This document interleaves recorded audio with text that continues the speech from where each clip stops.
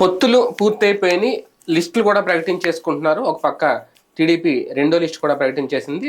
జనసేన ఇంకా ప్రకటించాల్సిన అవసరం ఉంది. దాదాపుగా ఫైనల్ అయిపోయింది. మరి భారతీయ జనతా పార్టీ పరిస్థితి ఏంటి? ఇచ్చిన 10 స్థానాలతో సరిపెట్టుకొని 10 స్థానాల్లో అభ్యర్థుల్ని దింపడానికి సిద్ధం అవుతుందా, లేదంటే ఇంకా బేరాలు అయితే నడుస్తున్నాయి? అందుకే ముందుగా రెండో విడత లిస్టు విడుదల చేసేశారు చంద్రబాబు నాయుడు గారు. ఇంకా మిగిలిన ఆ 16లోనే అవసరమైతే రెండో మూడో ఇస్తారు అనేది. లేదు అంటే జనసేన కూడా ఇంకా పూర్తిగా ప్రకటించలేదు కాబట్టి వాళ్ళు ఏమన్నా తగ్గిస్తారా? భారతీయ జనతా పార్టీ వ్యూహం ఏంటి? పొత్తుల విషయంలో, సీట్ల లెక్క విషయంలో, అభ్యర్థుల విషయంలో ఎందుకు ఇంకా తాత్సారం చేస్తుంది? ఇంకా టైం దగ్గర పడుతున్న నేపథ్యంలో ఇది అంశం మీద చర్చించే ప్రయత్నం చేద్దాం. సార్, ఒక రకంగా ఈ పొత్తు పెట్టుకున్న తర్వాత తెలుగుదేశం పార్టీకి నష్టమా లాభం అనేది ఒక మేజర్ పాయింట్. ఎందుకంటే చాలా నియోజకవర్గాల్లో ముస్లిం సామాజిక వర్గం ఓటు బ్యాంకు టీడీపీకి దూరం అవుద్ది అనే ప్రచారం చాలా మంది ఓపెన్ గానే చెప్తున్నారు. బీజేపీతో పొత్తు పెట్టుకున్నారు కాబట్టి మేము ఈసారి టీడీపీకి ఓటు వేయము అని చెప్పి సోషల్ మీడియాలో చూసుకుంటూ ఓపెన్ గానే మాట్లాడుతున్నారు.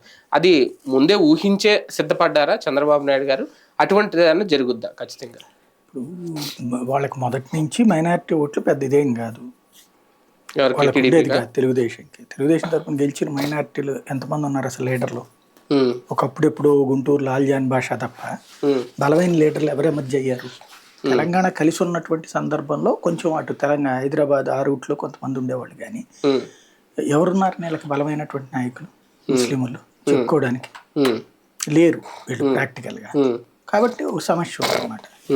ఇప్పుడు ఉన్నటువంటి వ్యవహారం అంతా ఏంటంటే భారతీయ జనతా పార్టీ ఇప్పుడు ఇవాళ భారతీయ జనతా పార్టీతో కలిశారు కాబట్టి ఓట్లు, అంటే భారతీయ జనతా పార్టీతో కలిశారు కాబట్టి ఓట్లేసే ముస్లింలు కూడా ఉంటారు. ట్రిపుల్ తలాక్ తర్వాత మహిళలకు బీజేపీ పట్ల పాజిటివ్ వచ్చింది, ముస్లిం మహిళలకి. కానీ మొన్న ఈ సిటిజన్ అమెండ్మెంట్ యాక్ట్తో ముస్లింకి అక్కడ ప్రాధాన్యత ఇవ్వకపోవడం, మైనార్టీలో ముస్లింలు మినహాయించడం కాస్త వ్యతిరేకత రాలేదు? ఎందుకు అవుతుంది? అది సిటిజన్షిప్ అమెండ్మెంట్ యాక్ట్ అనేటువంటిది అసలు ఇండియాలో ఉన్న ముస్లింలకి ఏంటి సంబంధం? అది మోసం చేసేటటువంటి వాళ్ళు మాట్లాడే మాట, అది రెచ్చగొట్టేటువంటి వాళ్ళు మాట్లాడే మాట. వాళ్ళ ముస్లిం పెద్దలే చెప్పారు కదా, అవకాశం ఇచ్చారు, బౌద్ధులకు అవకాశం ఇచ్చారు. ఎక్కడ వాళ్ళకి? వాళ్ళు విదేశాలలో ఎవరి వల్ల సఫర్ అయ్యారు? వాళ్ళు ముస్లింల వల్ల సఫర్ అయ్యారు. అక్కడ ముస్లింల వల్ల సఫర్ అయిన వాళ్ళకి ఇవ్వక ముస్లింలకి ఇచ్చేది నాకు అర్థం కాల. ఇప్పుడు ఇండియాలో ముస్లింలు ఎవరిని మనం అవతలకు పంపించట్లా. అక్కడ ఇస్లామిక్ రాజ్యాలు ఆఫ్ఘనిస్తాను, పాకిస్తాను, బంగ్లాదేశ్, ఈ 3 దేశాల వాళ్ళు, మళ్ళీ మిగతా ఇంకెక్కడా కాదు. ఈ 3 దేశాలు కూడా ఒకప్పుడు భారతదేశంలో పార్ట్ కాబట్టి అఖండ భారతదేశంలో భాగంగా వాళ్ళందరూ అక్కడ ఉండిపోయారు. దేశం విడిపోయినా సరే. ఎందుకు అంటే మీ దోవను మీరు బతకచ్చు, మేము మీకు ఇబ్బంది పెట్టమని చెప్పారు. మన దేశంలో ముస్లింలు కూడా అట్లా వాస్తవంగా ముస్లింలందరి కోసం ప్రత్యేక దేశం అన్నప్పుడు ఇక్కడ వాళ్ళు వెళ్ళిపోవాలి కదా. లేదు, మీ దోవను ఇక్కడ బతకచ్చు అన్నాం. మనం ఇక్కడ ఎవరిని ఏం చేయలే. వాళ్ళని అక్కడ ఊచకోత కోసారు, శవాలతో రైళ్లు పంపించారు.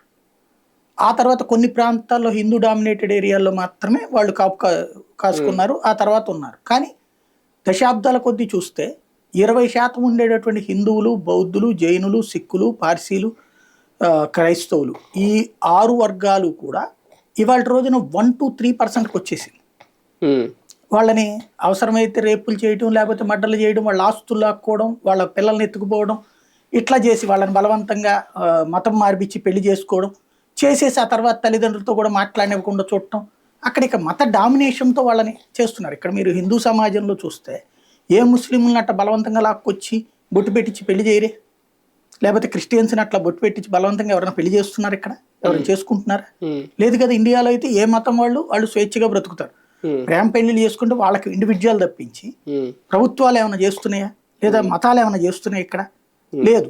అక్కడ మత పెద్దలే దగ్గరుండి వేరే మతాల వాళ్ళ అమ్మాయిని పట్టుకొచ్చేసి లాక్కొచ్చేసి బలవంతంగా పెళ్లి చేసుకుంటే అక్కడ ఉన్నటువంటి కాజా అవునని చెప్పేసి మమా అనేస్తాడు. ఇక ఆ తర్వాత అమ్మాయి మతాచారాల ప్రకారం తల్లిదండ్రులతో కూడా మాట్లాడడానికి వీల్లేదు. నాకు ఈ మతం ఇష్టం లేదు అని చెప్పేసి వెళ్ళి కోర్టులో అడిగితే కోర్టుల్లో కూడా నువ్వు పెళ్ళి అయ్యాక ఇట్లా అనడానికి వీల్లేదని చెప్పేటటువంటి దౌర్భాగ్య పరిస్థితి అక్కడ. మరి ఎక్కడికి పోవాలి వాళ్ళు? వాళ్ళకి ఇంకో దేశం ఏం లేదు. ఆ మతాలు పాటించేటువంటి వాళ్ళకి వేరే దేశం లేదు. వాళ్ళు భారత్లో పార్ట్ కాబట్టి వాళ్ళు వెనక్కి వచ్చేయమన్నారు. ఇక్కడికి వచ్చినటువంటి వాళ్ళకి పౌరసత్వం ఇస్తామన్నారు. దాంట్లో అసలు ముస్లింకి ఏంటి సంబంధం? ఇంకా నువ్వు ముస్లింల వలన అన్యాయానికి గురవుతున్నావు కాబట్టి అని ముస్లింలు ఇక్కడేమి వ్యతిరేకించట్లేదే. దాన్ని ఈ తప్పుడు ప్రచారం చేసేటటువంటి వాళ్ళు సంఘ సంస్కర్తలుగా చెప్పుకునేటటువంటి దగులుబాజీగాళ్ళు, మోసం చేసేటువంటి వెధవలు, ఈ దేశ ప్రజల్ని మోసం చేసేటువంటి వాళ్ళు అక్కడ దాన్ని ఇక్కడ దాన్ని లింకప్ చేసేసి మోసం చేస్తూ ఉంటారు. ఆ మోసానికి పడేటటువంటి వాళ్ళు ఉంటే తెలుగుదేశం పార్టీ వివరణించుకున్న ప్రయోజనం లేదు. వాస్తవంగా తెలుగుదేశం కూడా ముందు ఆ ట్రాప్లోనే ఉంది. ఇదివరకు గల్లా జయదేవ్, కేసీఆర్ నాని వీళ్ళందరూ వ్యతిరేకించిన వాళ్ళే దాన్ని. తెలుగుదేశం తరఫున ఉన్నటువంటి ముస్లిం మత పెద్దలు వ్యతిరేకించిన వాళ్ళే. ఇప్పుడు బీజేపీతో కలిసి ఉన్నారు కాబట్టి నోరు మీద పట్టలేదు. ప్రాక్టికల్ గా అసలు సిఏఏకి ఇండియాలో ఉన్న ముస్లింలకి ఏ సంబంధం లేదు. ఇతర దేశాల్లో ఉన్నటువంటి అన్యాయానికి గురైనటువంటి, ఆ 3 దేశాల్లో అన్యాయానికి గురైనటువంటి హిందువులు భారతీయ మూలాలు కలిగినటువంటి మతస్థులే వెనక్కి వస్తున్నారు. దాన్ని వద్దు అనేటువంటి వాడు దేశద్రోహి అవుతాడు. ముస్లిం అయినా, హిందూ అయినా, బౌద్ధుడైనా, జైన్ అయినా, ఎవడైనా సరే. అంతే తప్పించి ఏ ప్రాతిపదికన వద్దంటారు? కాబట్టి అది నాకు తెలిసి చదువుకున్న వాళ్ళకి తెలుసు. మూర్ఖత్వంతో ఉండేవాడికి కన్విన్స్ చేయలేము. బీజేపీతో పొత్తు పెట్టుకుంటేనే పోతుంది అనేవాడిని ఇంకేం కన్విన్స్ చేయాలి అట్లాంటి. కానీ బీజేపీ వల్ల మైనార్టీ, అది కూడా మైనార్టీలో ముస్లిం ఓట్ బ్యాంక్ దూరం అవుతా తెలుగుదేశం పార్టీకి? నేను అంటుంది అదే. యాక్చువల్ గా ప్రెసెంట్ అయితే ఆ సిచ్యుయేషన్ ఉంది గతంతో, కానీ ప్రాక్టికల్ గా వాళ్ళకి మైనార్టీ ఓట్లే తక్కువ. ఇప్పుడు కిందసారి నాగుల మేర పోటీ చేశాడు. ఇప్పుడు ఆయన గెలిచాడు. ఆయన వెస్ట్ లో ఎన్నోసార్లు పోటీ చేశాడు. మళ్ళీ అందులో కూడా వివక్ష. ఇతను అదేదో వేరే సాహిబ్ అవుతారు. ముస్లింల్లోనే కాబట్టి ఆయనకు ఓటేలా. మళ్ళీ మిగతా మతాలు అదే ముస్లింలో ఉన్నటువంటి మిగతా వర్గం అతనికి ఓటేలా. ఇప్పుడు అట్లాగుంటాయి ఇక్కడ సమస్య. దానివల్ల ఏం పెద్ద ఇబ్బంది ఏమి ఉండదు. వీళ్ళకి వాళ్ళ ఓట్లే తక్కువ, 20% ఏమి ఉన్నాయి. అయితే గీతో 10% తగ్గుద్దేం. అంటే పొత్తు పెట్టుకోవడం వల్ల బీజేపీకి లాభమా లేదంటే నష్టమా? తెలుగుదేశం పార్టీతో భారతీయ జనతా పార్టీకి లాభమే, తెలుగుదేశానికి లాభమే. బీజేపీకి కొన్ని సీట్లు వచ్చినాయి, ఆ సెట్ లో కొన్ని గెలుస్తారు. తెలుగుదేశం పార్టీకి వీళ్ళ వల్ల వచ్చే ఓట్ల వలన మిగతా సెగ్మెంట్ లో గెలుపుకి అవకాశాలు ఉంటాయి. తెలుగుదేశం పార్టీకి నష్టం ఏం లేదు. నష్టం అంటే ఇప్పుడు బీజేపీలో పార్టీని నమ్ముకున్న వాళ్ళు ఎట్ట నష్టపోతారు, తెలుగుదేశంలో కూడా పార్టీని నమ్ముకున్న వాళ్ళు నష్టపోతారు సహజంగా. మరి ఇంకేం ఆశించి పొత్తు పెట్టుకున్నారు? గెలుపు కోసం. టోటల్ గా అయితే సింగల్ గా గెలవగలం అంటే ఎందుకు పొత్తు పెట్టుకుంటారు? అంటే ఒక పక్క ఓట్ల నష్టం కనిపిస్తోంది, మైనార్టీ ఓట్ బ్యాంక్ దూరం అవుతుందని కనిపిస్తోంది. ఒక 10 సీట్లు ఇవ్వాల్సి వస్తుంది వాళ్ళకి. ఒక పక్క జనసేనకి ఇస్తున్నారు, అది కూడా లాసే.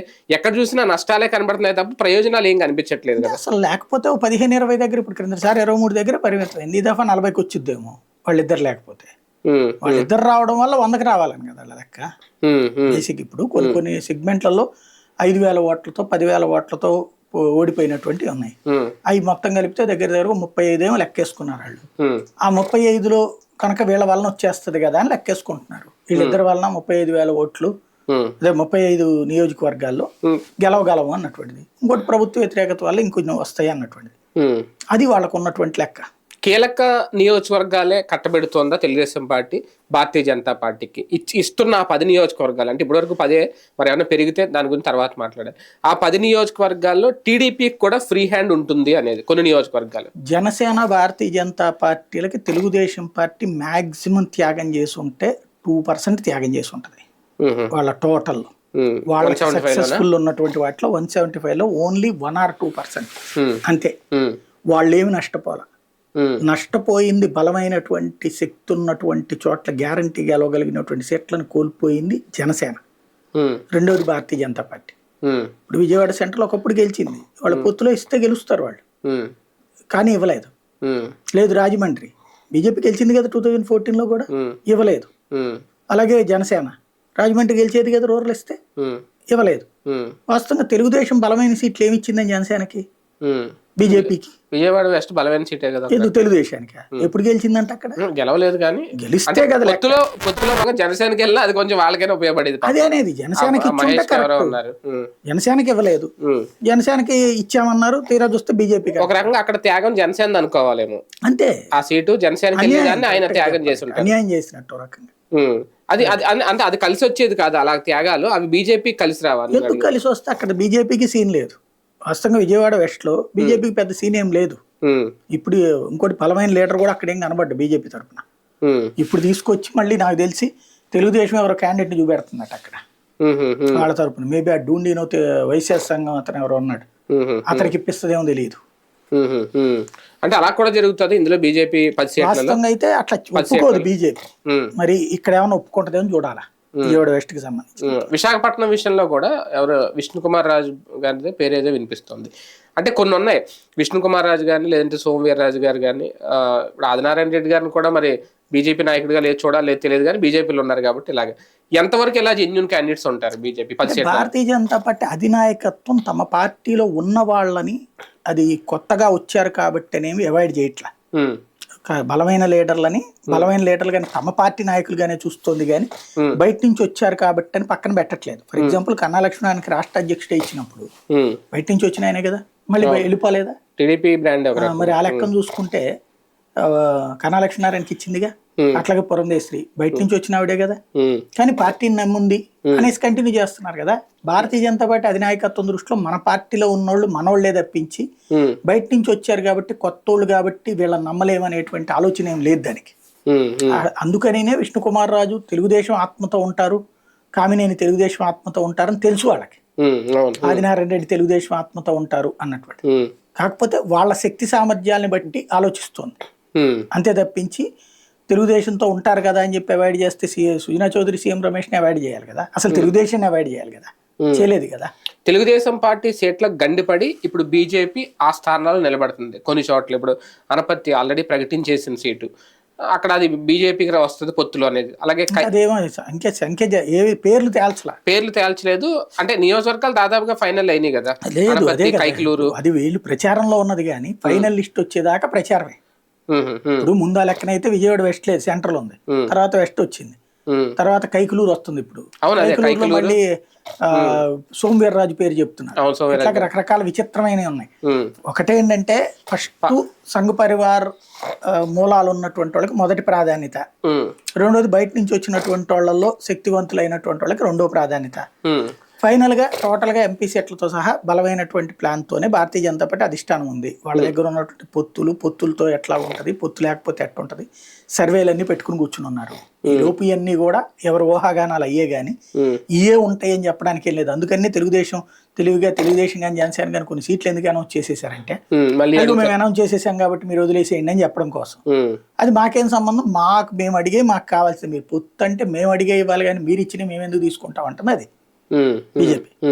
కొన్ని చోట్ల అంటే ఓకే లిస్ట్ అయితే అనౌన్స్ అవ్వలేదు కానీ టీడీపీ త్యాగం చేయాల్సి వస్తుంది పరిస్థితి. కొన్ని సీట్లు వీళ్ళకి గెలుపున్న ప్రాంతాల్లో కూడా బీజేపీకి ఇవ్వాల్సి వస్తుంది అంటే పెద్దగా ఏం లేదు. అసలు భారతీయ జనతా పార్టీకి బలమైన సీట్లను తెలుగుదేశం ఏది వదులుకోవట్లేదు, అది గుర్తుపెట్టుకోవాలి.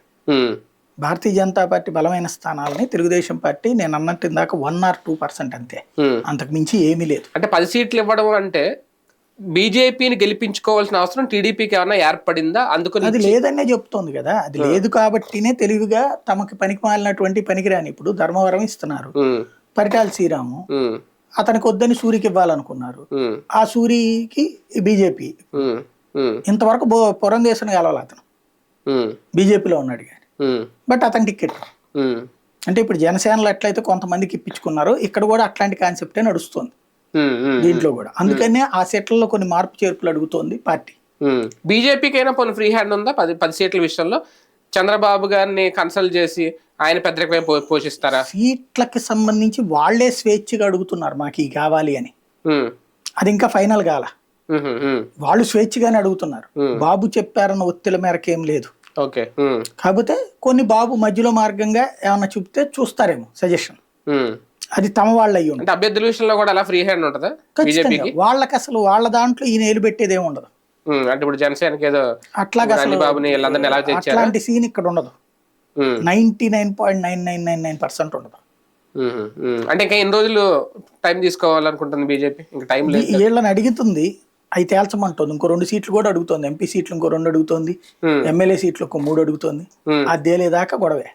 అంటే 16లో గండి పడతాయా? అంతే కదా. లేదంటే పవన్ కళ్యాణ్ గారికి ఇచ్చిన ఇద్దరులో ఎవరు త్యాగం చేస్తారనేది చూడాలి. ఎవరికైతే త్యాగం చేయాలి బీజేపీ కోసం.